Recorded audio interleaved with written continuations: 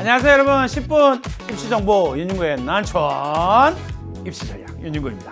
선생님과 함께 6번째 강의로 들어갑니다. 이번 강의에서 엄청 중요한 이야기 그리고 매우 충격적인 이야기를 할 텐데 큰일 났어요 라고 생각하고 들어주세요.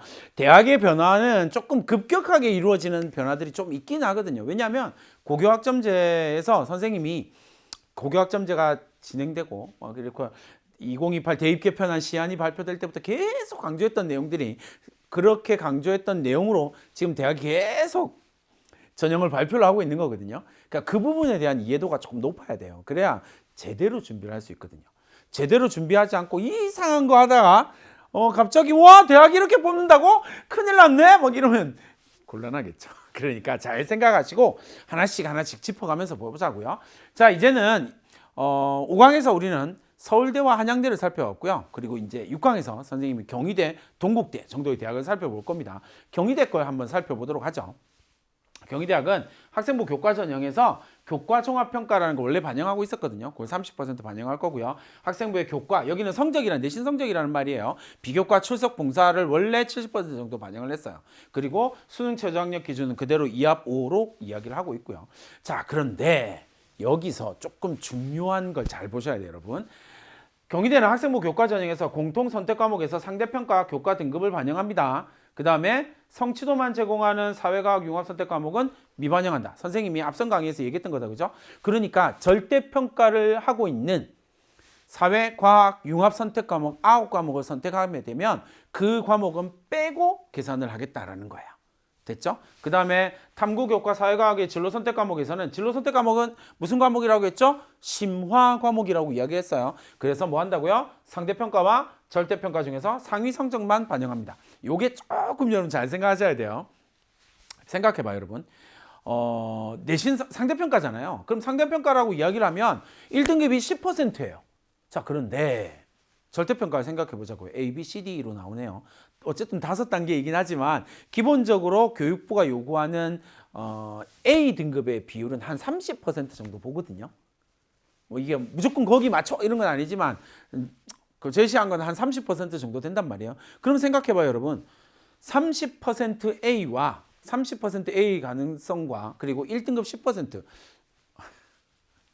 뭐가 더 달성하기 쉬울까요? 라고 이야기를 하면 당연히 절대평가죠.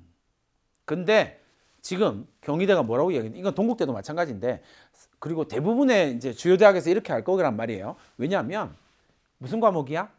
진로 선택 과목이요. 이게 무슨 말이냐면 역학과 에너지, 전자기와 양자, 물질과 에너지, 화학반응의 세계 뭐 이런 것들처럼 옛날 2015 개정 교육과정 그러니까 2027학년도 입시를 준비하는 여러분 선배 3학년 선배들이 3학년 선배들의 물투, 화투, 생투, 지투 뭐 이런 거 투 과목을 한단 말이에요. 그 투 과목이 이제 방금 선생님이 이야기했던 것처럼 물질과 에너지, 전자기와 양자 뭐 이런 과목들이 되는 거거든요. 어려워. 선택자가 별로 없어. 그러니까 주요 대학에서 어떻게 하는 거야? 내신 성적 분리할 거 생각하지 마라. 둘 중에 높은 것만 반영해 줄게. 그러니까 마음껏 어려운 과목을 선택하라는 이야기예요. 이게 읽혀지는 게 되게 중요하거든요, 여러분. 마음껏 어려운 과목을 선택해. A만 받으면 돼. 30%니까. A는 충분히 공부하면 받을 수 있을 거야. 경희대 정도로 생각하는 학생이 A를 못 받을 일은 별로 없을 거란 말이죠. 그렇게 생각하면 대학에 보려고 하는 게 뭔지 선명해지죠. 1등급을 받아라. 그래서 네가 정말 쉬운 과목을 선택해서 1등급을 받는 학생을 뽑을게. 이런 얘기를 하는 게 아니라고요. 무려 학생부 교과 전형이라고요. 내신 성적을 보는 전형에서.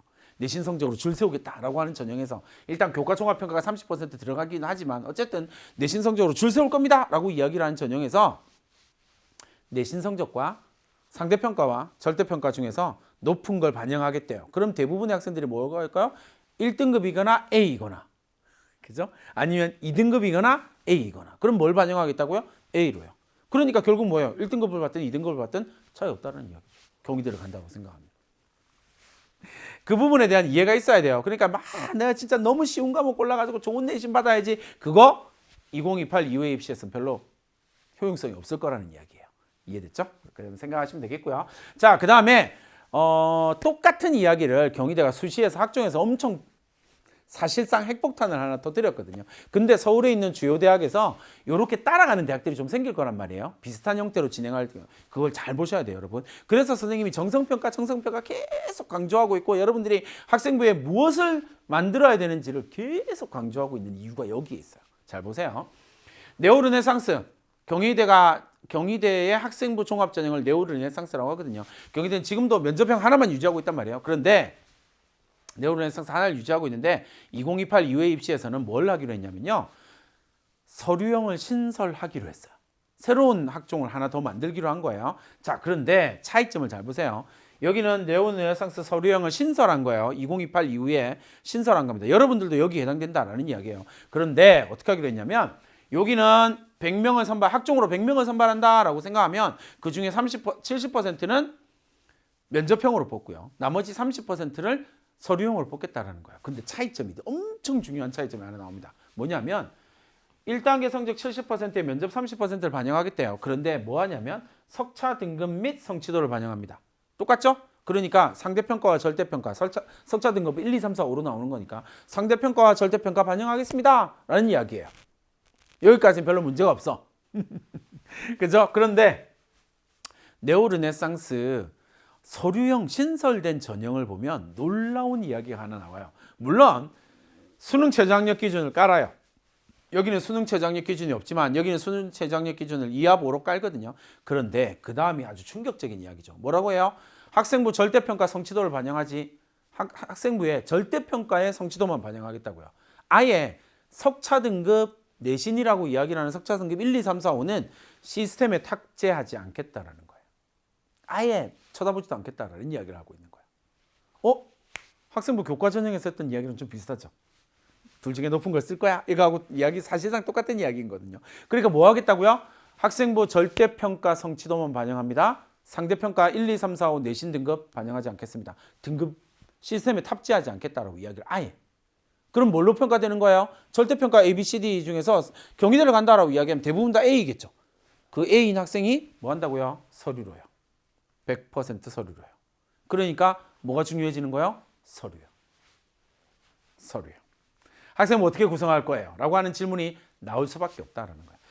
경희대가 이걸 발표하면서 어마어마한 고민을 하고 발표를 해요. 그러고 난 다음에 정말 꾹꾹 눌러 담아가지고 담아낸 내용이 거기에 전형 자료에 뭐라고 나와 있냐면 이렇게 돼 있어요. 여러분 멈추고 한번 읽어보세요. 하나 차근차근. 내신 성적이 다소 낮더라도 탐구 역량이 우수하고 자기주도 활동에 충실한 학생을 선발하겠대요. 그러니까 내신 성적이 다소 낮더 고교 학점제의 취지에 맞추어서 앞에 그렇게 돼 있거든요.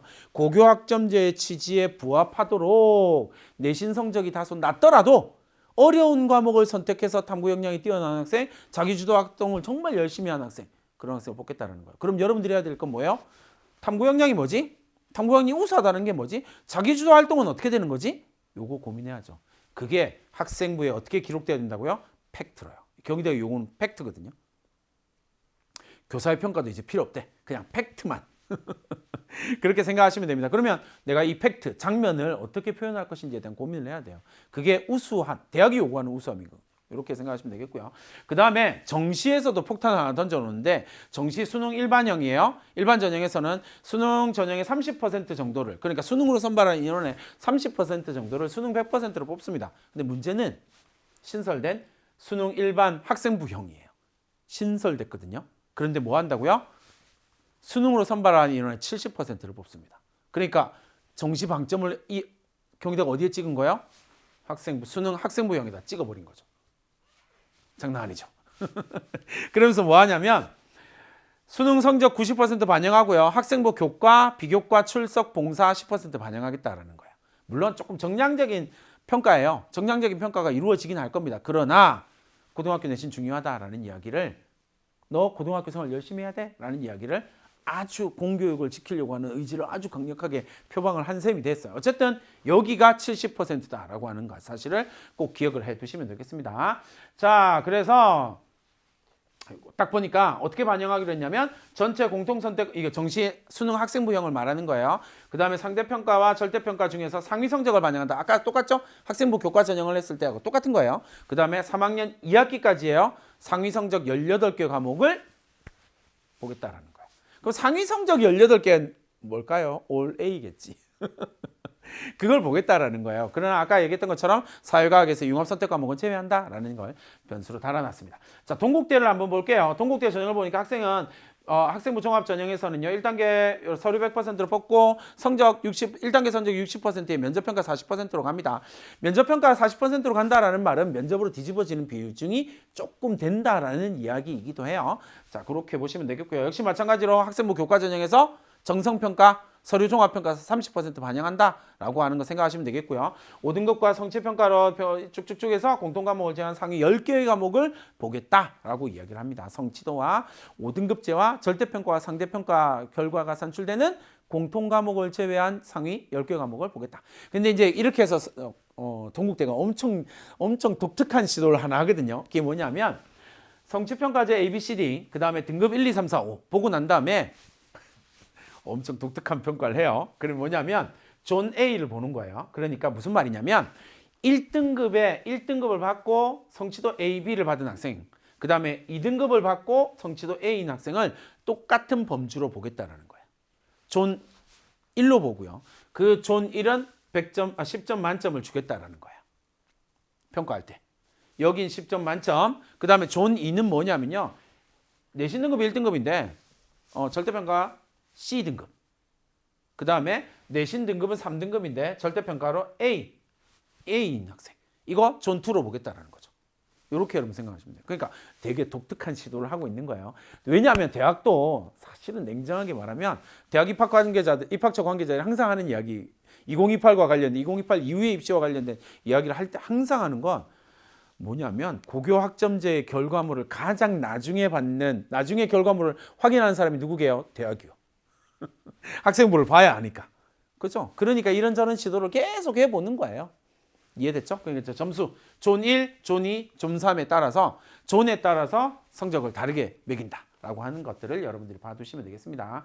자, 그 다음에 수능에서 30%는 수능 80%와 학생부 평가 20%로 선발하고요. 학습 역량, 기초학업 역량, 진로탐구 역량 50% 본다라고 하는 거 생각해 보시면 되겠고, 마지막으로 진로탐구 역량은 전부 다 정량이에요. 보세요. 정량적 평가는 선택과목, 선택교과 이수를 보는 거예요. 이건 다 정량적인 평가를 보겠다라는 거고요. 정성적인 평가는 탐구 역량 20%만 정성으로 보겠다라는 거죠. 이렇게 여러분 생각하시면 됩니다. 그러니까 진로 역량이다라고 이야기를 하는 건 네가 어떤 과목을 선택했는지를 30% 보고 그 30% 선택 과목을 선택한 것 말고 네가 역량을, 탐구 역량을 어떤 식으로 증명했는지를 20% 정성적으로 보겠다라는 이야기가 되는 거예요. 그 부분을 이해하시면 좋을 것 같습니다.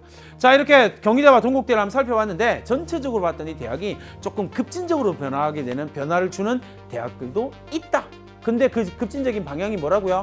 학생부 종합 전형이든 학생부 교과 전형이든 정량평가와 정성평가를 병합하고 병기하고 내지는 둘을 합치고 그 다음에 또 뭐 한다고요? 절대평가와 상대평가를 합치는. 그래서 이걸 조금 표현할 때 뭐라고 그러냐면 수시의 정시화 뭐 이렇게 이야기를 하거든요. 정시의 수시화 뭐 이렇게 이야기를 하기도 하고요. 그 다음에 수시의 정교화 뭐 이렇게 표현하기도 하거든요. 그래서 그런 전체적인 흐름 가운데에서 실제로 중요한 건 탐구 역량을 어떻게 증명하는 것인가에 대한 이야기다. 이걸 여러분 꼭 기억해 두시고요. 다음 강의부터는 이런 탐구 역량을 증명하는 방법, 과정 이런 것들을 좀 더 집중적으로 설명을 해드리도록 하겠습니다. 그러면 7강 기대를 가지고 7강에서 만나도록 하겠습니다. 안녕.